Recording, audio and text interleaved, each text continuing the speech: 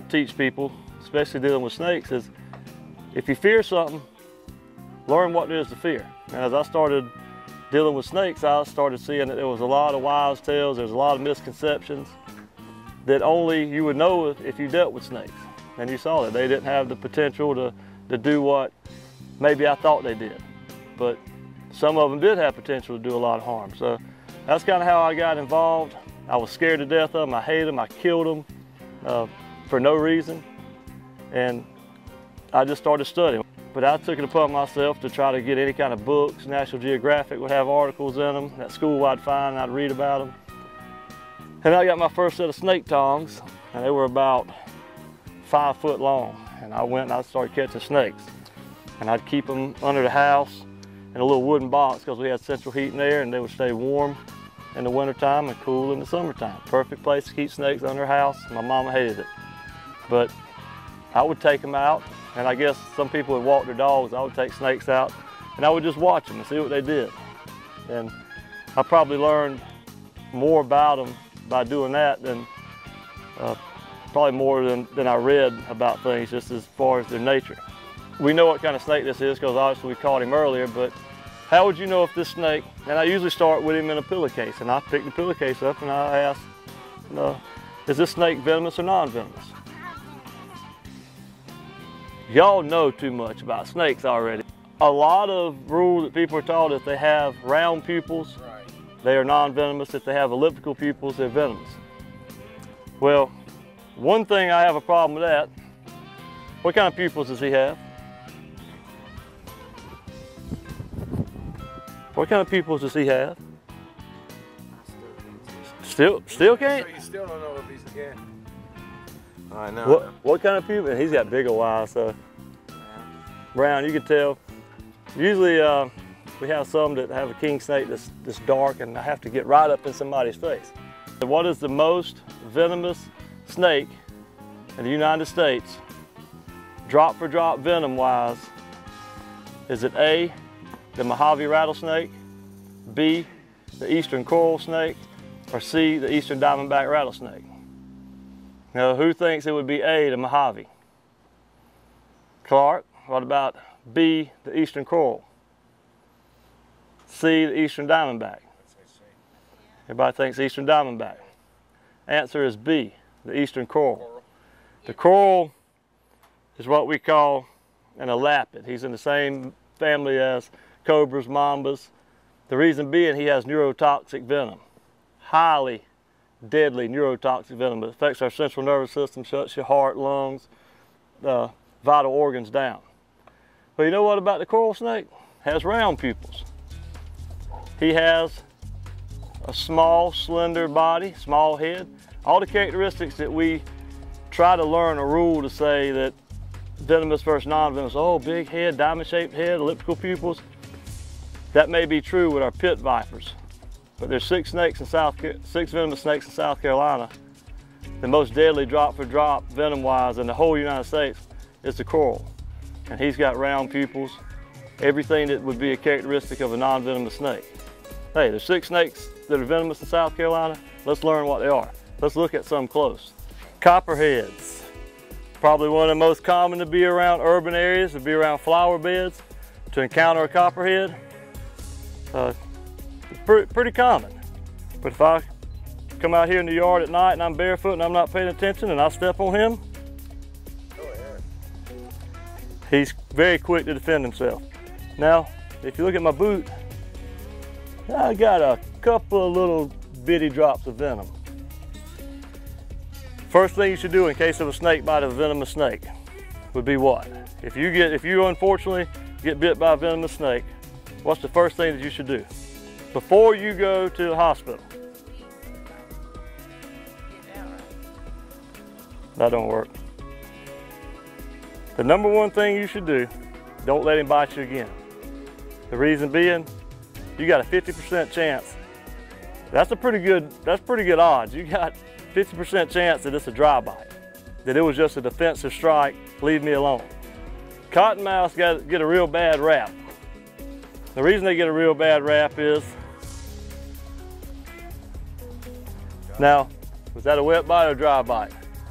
as a dry bite. Usually I don't get a bite hardly out of this guy at all. What I get is a lot of bluffing. What you see. Cottonmouths are kind of slow to detect danger. And so you encounter a cottonmouth about the same time they realize you're there, you realize they're there, and they go, and they start shaking their tail and they open their mouth real wide and they show that cotton mouth in their teeth. Will a cottonmouth bite you? Yes, he will. The pygmy, the eastern diamondback, and the canebreaker timber. Out of those three, the pygmy I very rarely see. I wish I saw them more often. I think they are cool little rattlesnakes. Could easily be confused with a non-venomous snake because full grown, they're still small. The eastern diamondback, they're in pretty bad shape as far as habitat and population wise, that they are actually public concern coming out now that they probably need to be protected. And then you have the canebreaker timber rattlesnake, which you don't see nearly as often as I did when I was a kid. But they are our most common rattlesnake that you run across. Cane breaks the timbers. You never know what you're going to get with them. For the most part, they are pretty docile snakes. Come on. Normally he's giving me a bad day. Normally he does a lot more than that. Maybe he's liking his new home in Georgetown. Every time this summer, he gave me a full first bite. The first time we caught him, he was totally green. He gave me 2 bites back to back and my boot was just dripping with venom. Why do we need snakes? Brandon, why do we need snakes? What do they eat? After rats and stuff. Rats. Now we got decon, we got rat traps, we got cats. Why in the world we need a snake to control rats? Because rats breed like crazy. Just like to thank Brad Jones from the Kinlock Plantation and all his staff and crew for making this alligator hunt possible. And basically putting a smile on Brandon's face. I mean, it was just incredible. It was an incredible weekend. About 13 years ago, we relocated down to South Carolina from Syracuse, New York. After Brandon got sick, we heard about the Outdoor Dream Foundation through the Cancer Center, which was founded by Coach Harold Jones and his son Brad Jones back in 2004. If you ever have the opportunity to give to the Outdoor Dream Foundation, I would suggest giving it to them. They send kids all over the place and give them their outdoor dream. It really is a dream come true. They send Brandon to places that me and my wife Terry would have never been able to send him financially. They've helped him, just a smile. If you knew Brandon, and I'm sure you'll see him on the video, just that smile is what it's all about. How Brandon got involved with the Outdoor Dream Foundation is September 21st last year, a year ago, coming up here soon. Brandon was sick. We had him to different doctors. They thought he had pneumonia. It turned out not to be pneumonia after going to about 3 or 4 different doctors, and a month later they diagnosed him with a real rare childhood cancer, DSRCT, which is desmoplastic small round blue cell tumors. By the time they had diagnosed him, he had tumors spread throughout his lungs, his liver, and a big mass in his belly. Brandon's been undergoing treatment ever since. It's coming up on a year.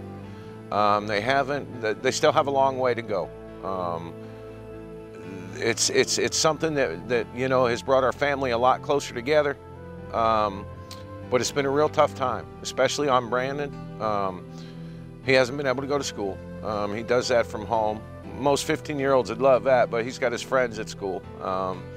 But he's doing a real good job at it. I mean, he's never once have I heard him complain about it. He's got his head in the game, and it's solely because of the Outdoor Dream Foundation. Until they came along, we could barely get a smile on Brandon's face. And that's something we'll always be grateful. Brandon will never, ever rid himself of this cancer. But I know in my heart, in my head, from talking with the doctors and everything, I don't think it's going to beat him. They can't tell us whether it is or not.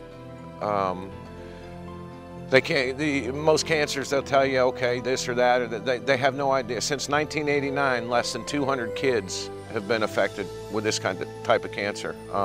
There's 3 in the world right now, and Brandon happens to be one of them. But he continues to fight every day, every single day. And he really, for me and the wife, you know, he's our hero. Life stopped on a dime September 21st. And we had to rebuild everything. We had to rebuild from scratch. And it's really been a difficult journey. But to see Brandon opening up with Brad and the outdoor adventure dreams, it's just been phenomenal.